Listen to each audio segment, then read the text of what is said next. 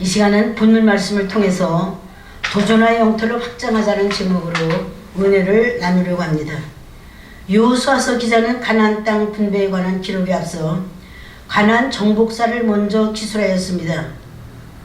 그 이유는 가나안 정복 사건이 여러 악조건 속에서도 오직 하나님의 도우심으로 인해 이루어졌음을 강조하려 한 것이기 때문입니다.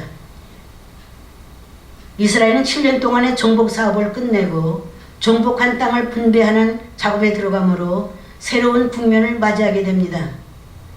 그 당시 여호수아의 나이가 거의 100세 가까이 되었기 때문에 젊은 날부터 행군과 전투로 생을 살아온 그로서는 이제는 더 이상은 직접 전투를 지휘할 수가 없었습니다.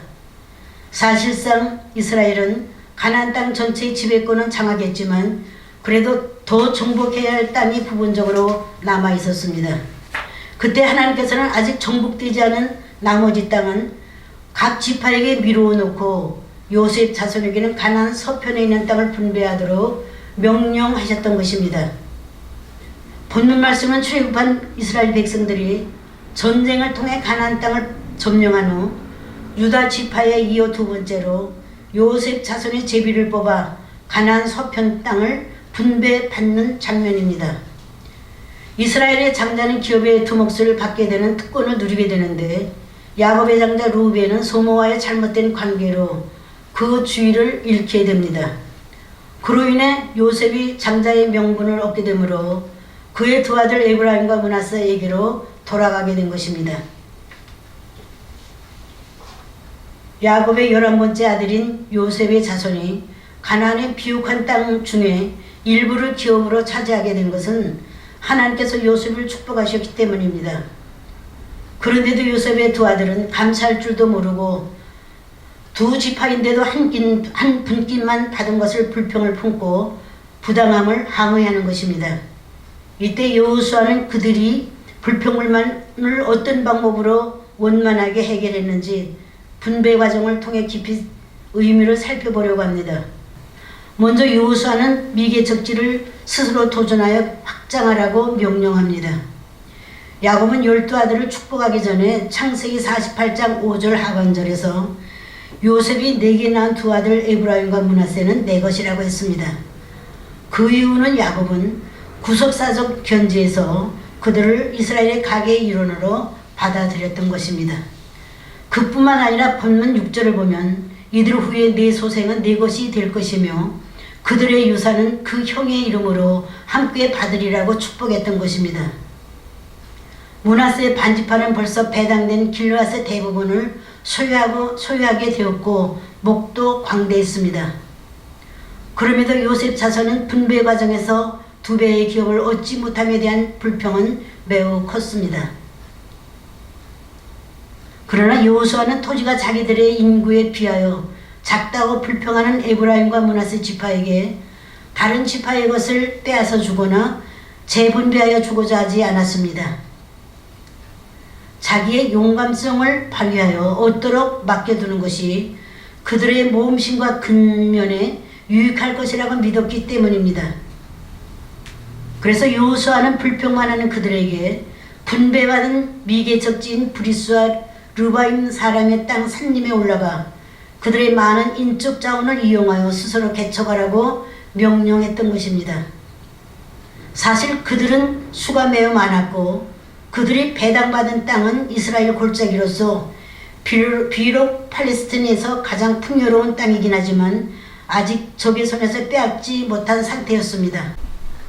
그래서 여호수아는 미개척지를 개척하여 영토를 넓힐 것을 권했지만 16절을 보면 그들은 그 산지는 우리에게 넉넉하지도 못하고 골짜기 땅에 거하는 가나안 사람들에게는 모두가 철병거를 갖고 있기 때문에 싸워도 승리할 수 없다고 부정적인 대답만 했습니다.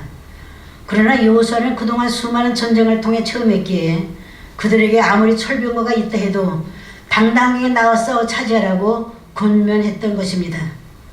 그런데도 그들은 어려운 난관에 부딪혔음에도 주도권을 잡기 위해 대가는 지불하려 하지도 않고 조상이 주신 축복으로 안일하게 지배적인 자가 되기를 원했던 것입니다. 오늘을 살아가는 우리 성도들 역시 에브라임 지파처럼 어려운 현실을 불평만 할 것이 아니라 세상의 탐욕을 버리고 주님 말씀에 순종해야 할 것입니다. 주님이 원하시는 자기의 비움, 낮아짐과 좁은 길을 걸어가는 후회됨이 없는 삶을 살아가는 것이 성도가 세상을 이기는 비결이기 때문에 그렇습니다. 두 번째로 거룩한 상속을 최선으로 활용하려 하지 않고 불평만 하는 것은 어리석을 뿐입니다.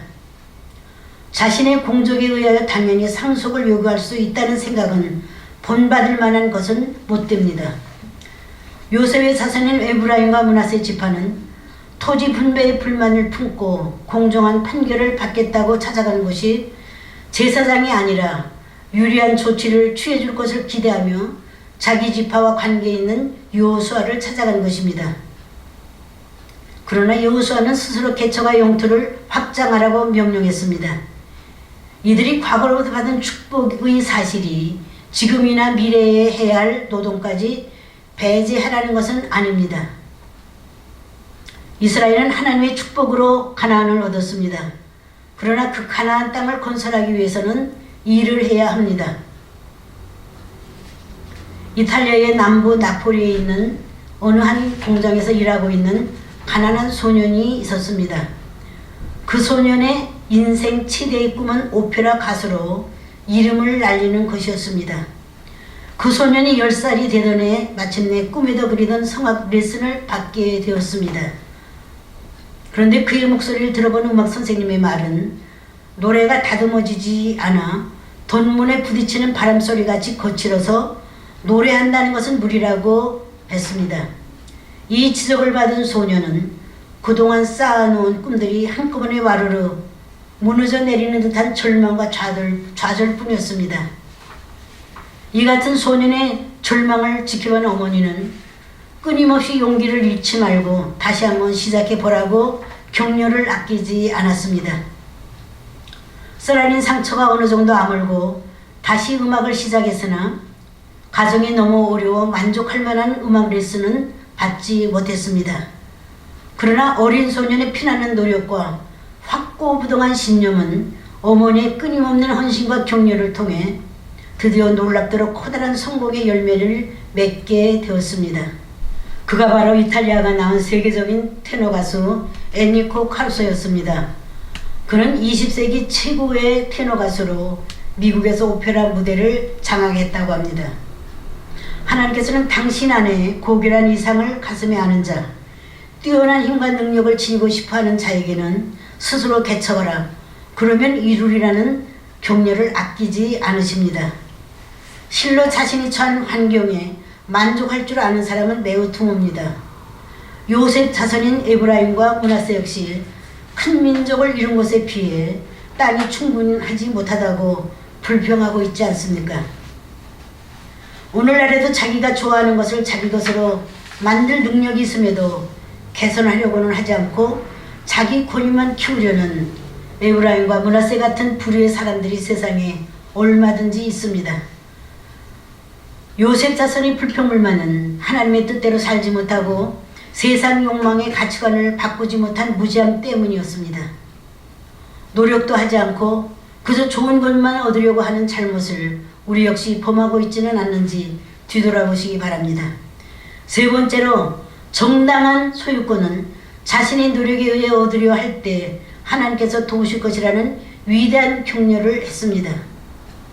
요셉 자손은 그 분배받은 땅을 개척하기 위해서는 필연적으로 토착민들과 싸워야만 했습니다. 그것 토착민들은 진보된 철기 문화로 인해 강력한 무기를 구비하고 있었습니다. 이에 비한다면 이제 겨우 애굽의 합정에서 벗어난 이스라엘은 결코 상대가 되지 않습니다. 그럼에도 불구하고 올라가서 개척하라고 하면 이미 그 명령 속에 전장의 주권자이신 하나님을 의지하라는 절대 명령이 내포되어 있었던 것입니다. 우리가 주목해야 할 것은 여호수아가 요셉 자손을 격려하는 것은 일찍이 하나님께서 야곱을 통하여 요셉 자손에게 주셨던 약속에 근거하여 확신과 용기를 심어주고 있다는 점입니다. 본문 18절을 보면 그 산지도 내 것이 되리니 비록 산림이라도 네가 개척하라. 그 끝까지 내 것이 되리라. 가난한 사람이 비록 철병거를 가졌고 강할지라도 내가 능히 그를 쫓아내리라고 말씀하셨습니다. 사실 철병거라고 하지만 오늘 같은 무기가 아니고 단지 목재로 짜여진 전쟁용 병거이다. 철을 몇 군데 덧입혀 씌운 것뿐인데 그들은 싸워보지도 않고 부정적인 반응을 보이고 있는 것입니다. 그러나 여호수아는 저들의 믿음이 약화된 것을 보면서 옛 언약을 다시 상기하며 저들이 다시금 담대한 믿음을 회복하도록 촉구하고 있는 것입니다. 므낫세와 에브라임은 아직 아무 확실한 기업을 갖지 못했습니다. 현재 점유하고 있는 땅을 유지하고 충분한 땅을 더 얻기 위해서는 항상 싸워야만 합니다. 그들의 위치를 강화하고 경계를 확장하지 않는다면 곧 공격을 받게 될 것입니다.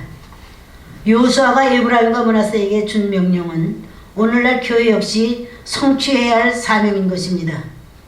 교회는 끊임없이 밀려오는 사단의 세력을 물리쳐야 하므로 항상 성령의 검을 갖고 적극적으로 자기 방어의 자세를 취해야만 할 것입니다. 마태복음 28장 20절을 보면 내가 세상 끝날까지 너희와 항상 함께 있으리라고 하신 말씀대로 주님의 크신 능력으로 도우실 것이기 때문에 하나님을 신앙하는 자에게는 그 어떤 환경적 악조건이라도 문제가 되지 않습니다. 에브라임과 므낫세 지파는 가나안 정복 초기에는 이스라엘의 대열에 선봉에 서서 강력한 가나안 연합군들을 격파했습니다.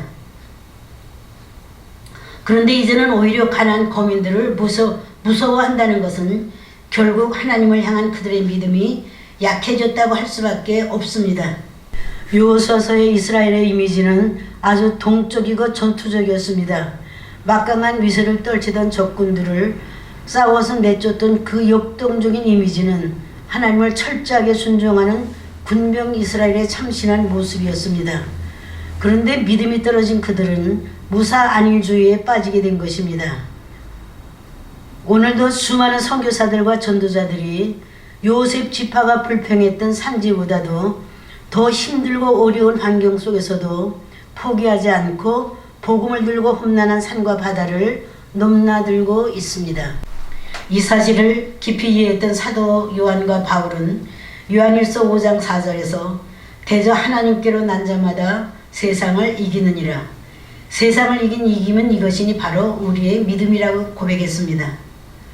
요셉 자손의 두려움은 불신앙에서 오는 것이며 이 두려움은 하나님으로부터 부여받은 능력을 잃게 함을 알아야 합니다. 하나님은 이미 애굽에서 종노릇할 그때부터 400여 년 전에 요셉의 후손에게 두 몫을 줄 것을 계획하고 계셨습니다. 이 말은 절대로 무책임하거나 황당한 말이 아니고 약속 있고 계획 있는 하나님의 말씀입니다. 하나님은 우리를 위해 이미 여러 가지 일을 계획하고 준비하고 계시다는 것을 믿음의 눈으로 볼 줄 알아야 합니다. 그러나 요셉 자손들은 땅에만 관심이 있었습니다. 꿈을 성취하려면 예전이나 지금이나 기도 중에 계획하고 준비하며 불평하지 말고 분배받은 미개척지를 도전하여 쟁취해야 함을 여호수아는 분명하게 명령했던 것입니다. 더스틴 호프만이 주연을 맡은 빠삐용이라는 영화가 있습니다. 그 영화는 1973년 당시로서는 세계적으로 1300만 부가 판매되었고 두 차례나 영화로 제작된 소설입니다. 자신의 수용생활과 탈옥 과정을 그린 소설의 실제 모델이며 원작자인 앙리 사르에르가 쓴 반자전적 소설이 빠삐용입니다. 빠삐용은 프랑스어로 나비를 뜻한다고 합니다. 그는 1906년 프랑스 아르데시에서 태어났으며 1925년 해군에 입대하여 그 시절 가슴에 나비 문신을 했는데 이를 본 사람들이 빠삐용이라고 불렀다고 하며 제대 후 파리의 뒷골목에서 삼육깡패 생활과 금고털이범으로 생계를 유지했다고 합니다. 1931년 파리 몽마르트르 지역에서 일어난 포주 살해 사건 당시 그가 그 근처에 있었다는 이유로 억울한 누명을 쓰고 종신형과 10년의 중노동형을 선고받게 됩니다. 1933년 프랑스 서북부의 깡구치소에서 배에 태워 적도 근처에 있는 프랑스령 기아나로 이송된 후 첫 번째 탈출을 시도했으나 실패하여 기아나로 되돌려 보내져 2년을 무시무시한 독방에서 보냈습니다. 독방 감금에서 벗어난 후 다시 탈출을 시도했으나 붙잡혀 세인트 조세프 독방에서 5년을 보내야 했습니다. 그 후 일반 감옥에서 또다시 탈출하려다 실패하자 이번엔 죽어서나 나온다는 나폴레옹 3세가 만든 프랑스의 유형 식민지인 악마의 섬으로 보내집니다. 그곳에서의 생활은 규율이 엄격하지 않아 검푸른 파도와 악어가 간수 역할을 하기 때문에 말썽만 일으키지 않으면 죄수들의 생활은 자유로웠다고 합니다. 그러나 그는 오로지 자신을 범인으로 몰아붙인 검사에 대한 복수심 때문에 탈출을 해야만 했습니다. 원수를 갖겠다는 일념으로 악마의 섬에서 탈출을 위해 높은 절벽에 올라가 코코넛 열매가 들어있는 자루 2개를 연결하여 뗏목을 만들어 바다에 던져 물의 흐름을 수없이 관찰하였습니다. 드디어 높은 절벽에서 던진 코코넛 주머니들이 7번째 파도마다 강력한 해류의 힘을 받아 육지 쪽으로 또 내려가는 것을 발견하게 되었습니다.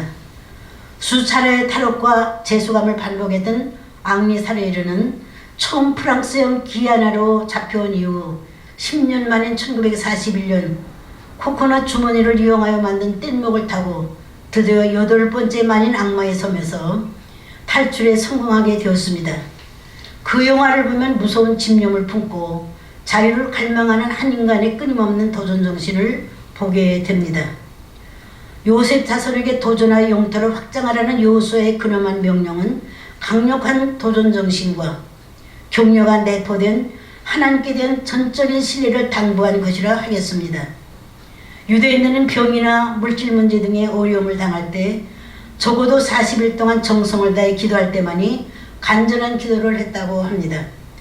어려운 시대를 살아가는 우리 성도들 역시 끊임없는 인내와 열정적인 절규의 기도만이 하나님께로부터 응답을 받게 됨을 절감하면서 더욱더 불타는 도전정신과 회개와 간구로 큰 꿈을 이루어 가시기를 주의 이름으로 축원합니다.